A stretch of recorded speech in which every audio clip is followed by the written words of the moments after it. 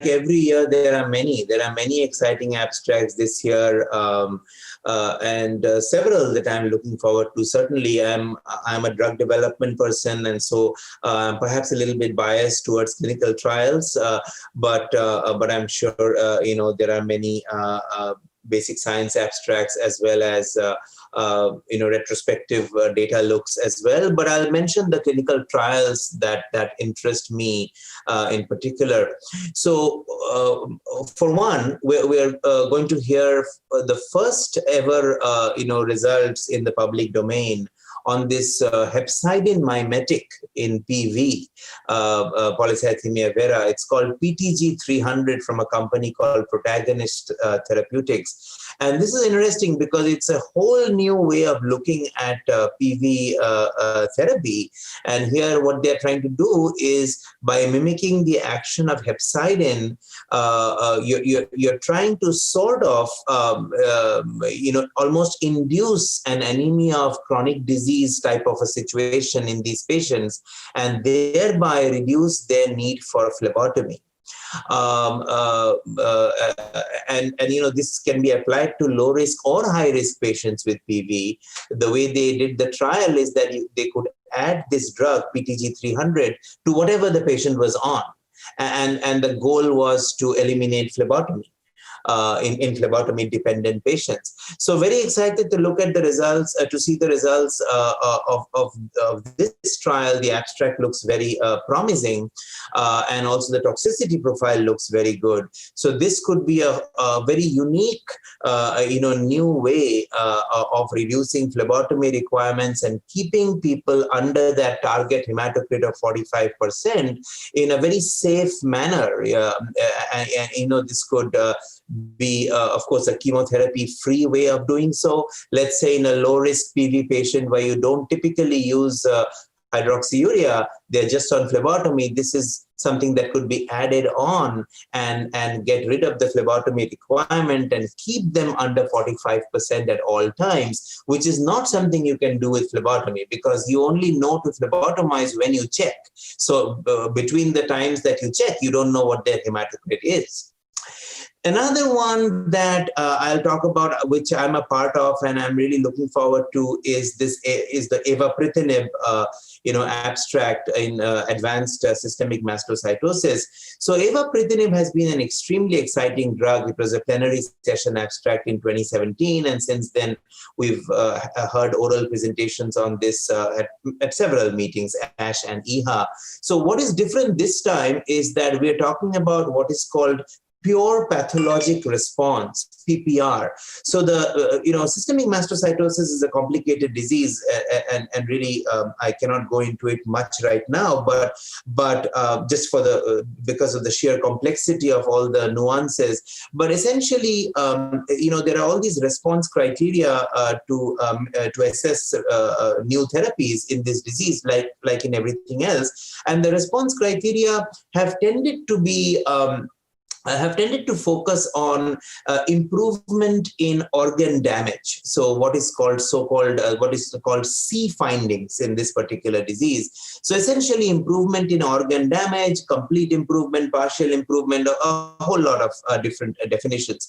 But what pure pathologic response is trying to look at is when you have a really targeted biologically driven therapy that gets at the root of the problem, which in this disease is an activating mutation in KIT. So when you have a really potent and selective KIT inhibitor like Avapritinib, we're interested in looking at what is it really doing to the measures of the biologic measures of the disease itself, which is a little different from clinical manifestations of the organ damage, which is important, of course, but this is just taking a look at how can we show that the drug is really hitting its target. So when you look at bone marrow mast cell clearance, when you look at tryptase levels going down, when you look at the allele burden of the KIT mutation, going down, you're really showing what your drug is doing to its target, which is those malignant mast cells.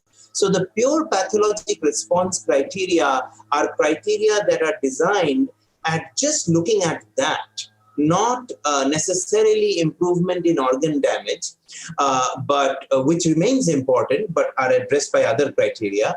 But this is looking at showing how good the drug is at really hitting its target. And the importance of this is in advanced systemic mastocytosis, when you use conventional clinical criteria, a lot of patients may not be evaluable because there are certain cutoffs you have to meet, and there are certain types of organ damage that cannot be evaluated, bone lesions, for example. So there is some value to moving away towards pathologic response, pure pathologic response, because it also increases the number of patients evaluable, which for a new drug is important when you try to look at the robustness of the results. And then finally, moving away from that, that was PV and SM. Of course, I'll move on to myelofibrosis, which is what I'm most interested in and most of my work is in. So again, a slew of abstracts, but imetelstat, we're going to hear some updates on that. But then we heard those at EHA, and these are from the same trial, not necessarily new patient data or larger patient experience, but again, updates, of an important and exciting drug. But there is also CPI 610 and Navitoclax, very interesting drugs. These are being studied in combination with ruxolitinib, with which they are synergistic in myelofibrosis. And again, we've heard about these as well at past EHA and ASH meetings, but we are looking forward to some nice updates this year. With CPI 610 in particular, something I've been involved with as well. The two that I'm most interested in, one is being presented by Serge Verstovsek and one by John Mascarenhas.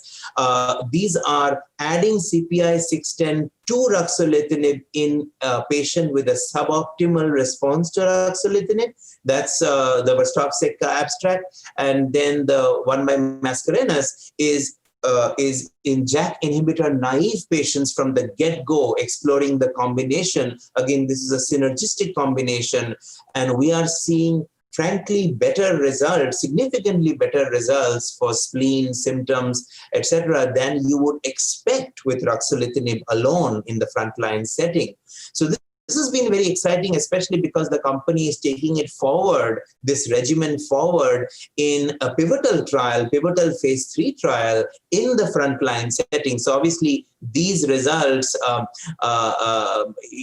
of great interest. Both the symptom and spleen responses in the frontline setting to the combination are in the 60% range, which is higher than the 40% you would expect with ruxolitinib alone. Of course, that's comparing across trials, but with that caveat, this is very promising.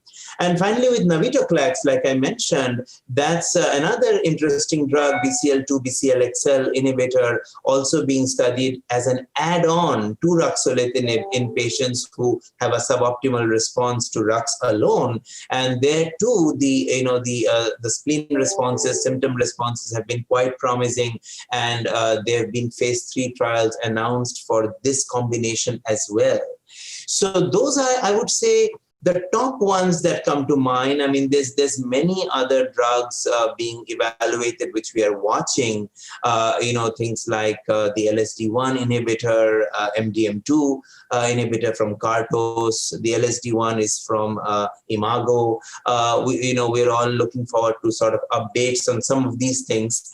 I don't believe the Kartos one is at ASH this year, but it's been exciting nevertheless.